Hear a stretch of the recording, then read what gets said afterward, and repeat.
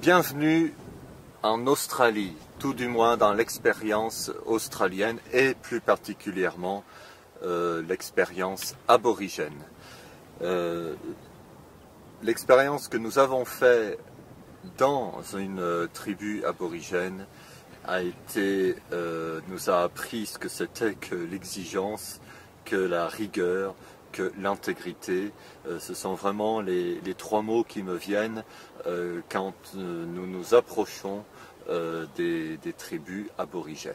Donc avant de vous présenter un petit peu quelle a été mon expérience dans le centre rouge auprès du peuple du rêve, je vais vous inviter à fermer les yeux et à écouter ce son unique qui est celui du didgeridoo que j'ai filmé au cœur du bush, et je vous invite à savourer ce son-là pendant quelques secondes.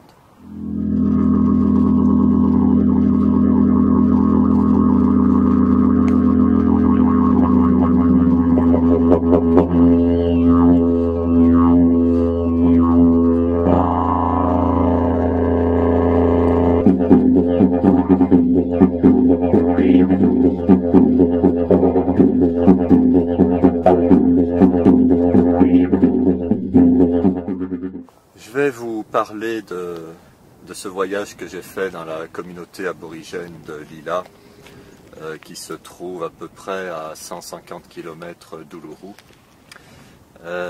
Déjà, c'est un voyage que nous avons mis très longtemps à préparer, peut-être 3 ans, je ne sais plus exactement. Il faut dire que les moyens de communication dans le bush n'existent pas, surtout vis-à-vis des aborigènes, qui ne sont pas joignables ni par mobile, ni par email, et qu'il faut passer par des intermédiaires pour les toucher dans cette tribu-là, qui est la tribu de Lila. Et nous sommes partis, une douzaine de personnes, en immersion dans le centre rouge aborigène.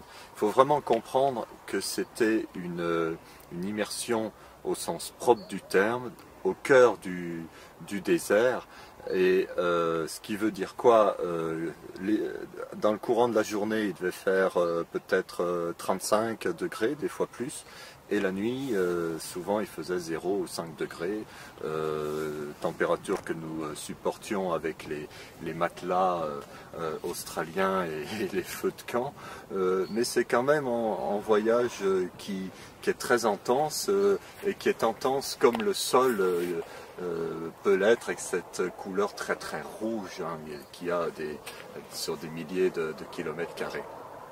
Donc nous sommes arrivés dans cette tribu, nous étions attendus, nous avons installé le campement juste à côté de la tribu des aborigènes, et j'ai vu sur une colline quelqu'un nous regarder avec des jumelles, et on m'a dit c'est l'un des chefs de la communauté. J'ai dit oh là là, voilà comment se faisait l'accueil ici dans cette communauté. Il nous a fallu du temps pour que la relation s'installe petit à petit. Et c'était le 3e jour. Des femmes de cette tribu nous ont emmenés vers ce que l'on appelle en holy water, c'est-à-dire en trou d'eau sacré, comme il y en a quelques-uns dans le bush, et qui sont des lieux très très porteurs d'énergie, de vibration pour les aborigènes. C'est là qu'ils viennent faire leurs prières, c'est là qu'ils viennent présenter leurs bébés, voilà.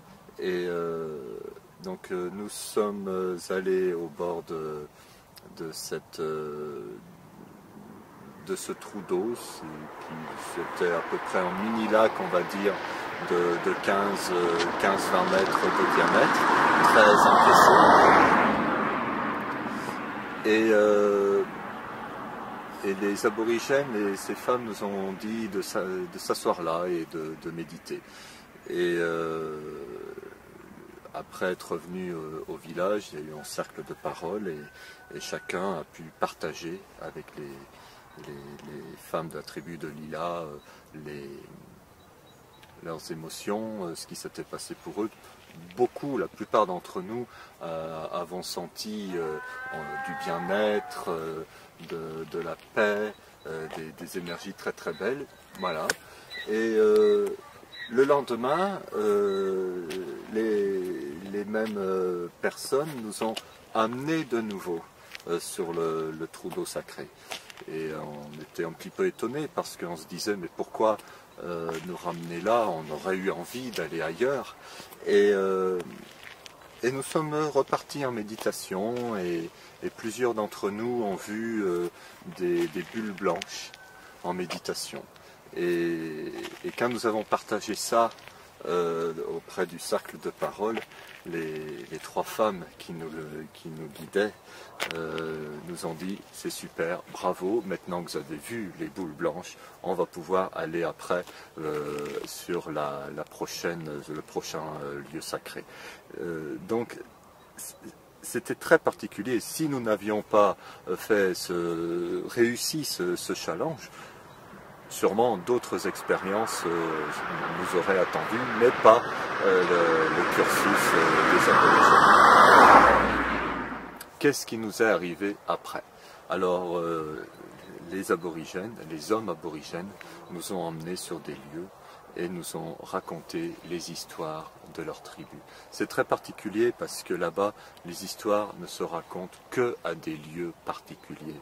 Et ça a été pour nous comme un cadeau d'écouter ces légendes. C'est vrai que on a reçu ça comme quelque chose de très très précieux. Voilà. C'était un peu en brin de l'expérience aborigène que nous avons fait et que je voulais vous partager.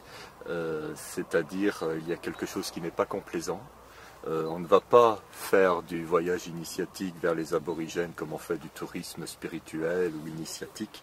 Simplement, ce genre de voyage est réservé à des personnes qui veulent vraiment se confronter à une spiritualité qui est protégée et qui est accessible à ceux qui sont prêts et disposés à le faire le moment venu.